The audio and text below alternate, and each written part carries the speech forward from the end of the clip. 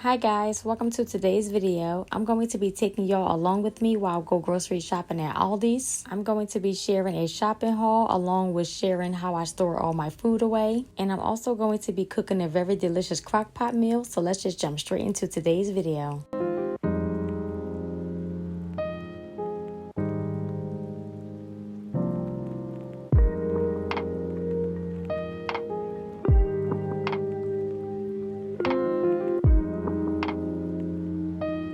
With all the food prices going up, I still feel like Aldi's prices still beat a lot of prices in other markets. Another market that have really good prices is called ShopRite, which I will share some of the items that I purchased from there as well.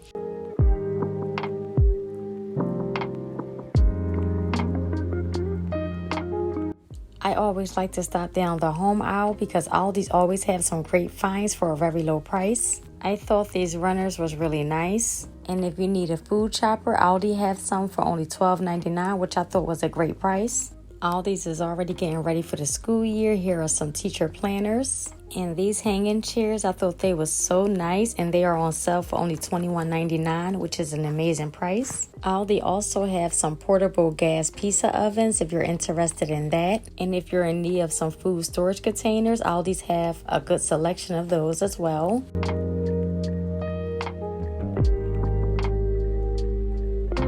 I'm going to be sharing a quick haul with you guys with everything I purchased from Aldi and ShopRite. I'm starting off with the meats, boneless and skinless chicken thighs. And these thighs have the skin and the bone, a family pack of drumsticks, a family pack of boneless chicken. And here are a few packs of beef that we wanted to add to our freezer for certain recipes that we plan to cook.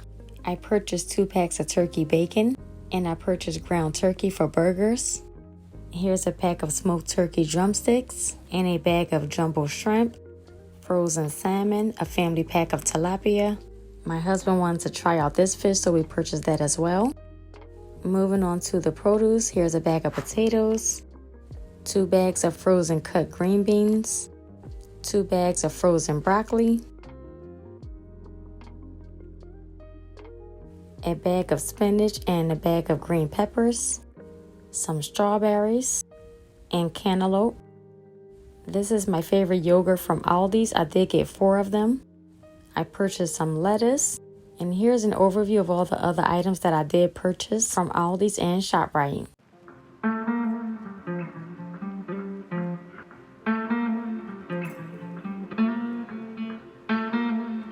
So now I'm just putting everything away, and I'm going to be sharing how I clean my fruit, and I'm also going to be sharing how I separate all my meats. And since I'm moving the eggs over to this other container, I always like to take the date off and add it in there with it, so that way I know when it expires.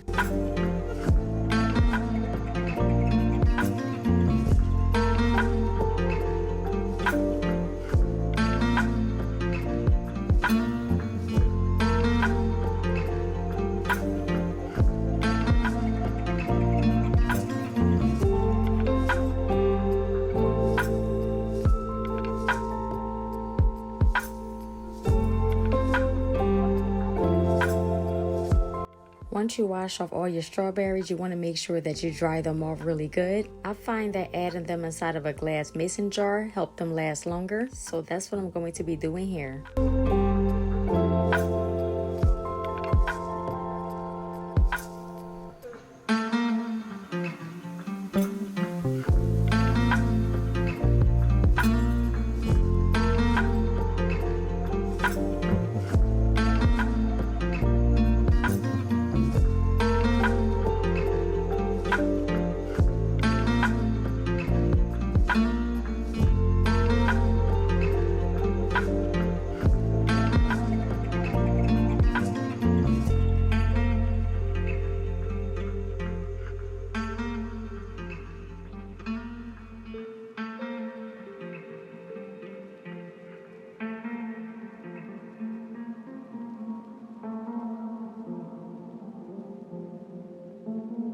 So now I'm moving on to storing away all of my meats. I like to separate all my meats, especially when I get a family pack. It's just my husband and I, so we don't need to make a whole family pack when we cook. So I normally just separate it from 4 to 6 pieces at a time.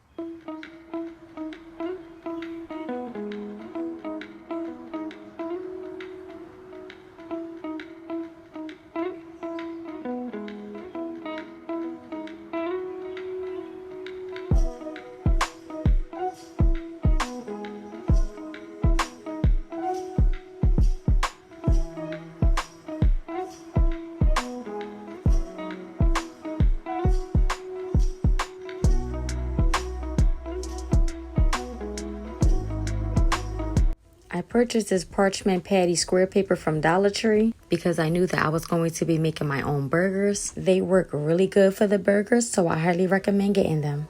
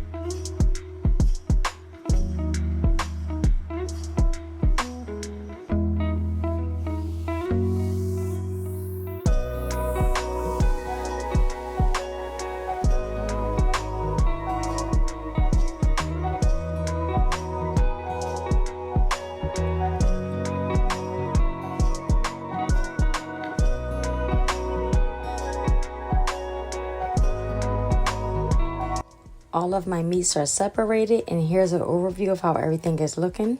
Be sure to add the name, the date, and the amount that's in each bag. Now moving on to my delicious crock-pot meal. I'm going to be making a beef stew.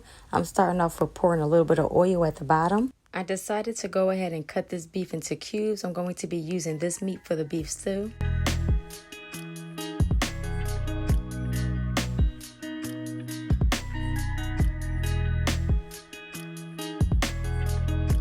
I'm going to be adding this mixed vegetables, although I know a lot of people do not add corn to their beef stew, but I don't mind adding it to mine.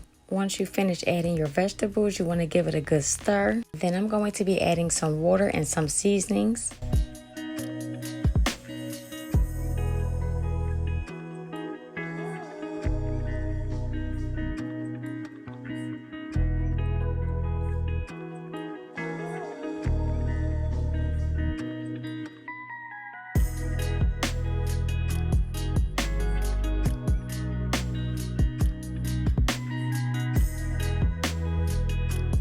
I like to allow my meat to cook for about an hour before I add the potatoes because you don't want the potatoes to get too soft.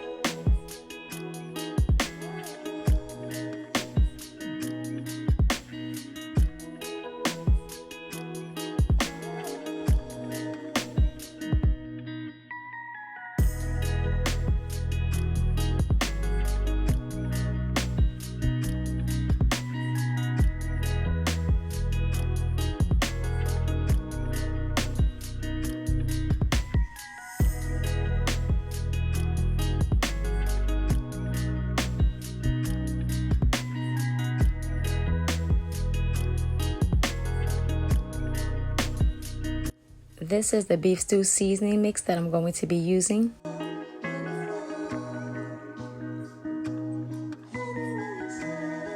I'm also going to be using some flour to give it some thickness. Altogether, I'm allowing this beef stew to cook for 4 hours. I will be sharing an overview of how everything turned out. If you enjoyed this video, please consider hitting the like and subscribe button. I want to thank you so much for watching, and I will see you in my next video. Bye!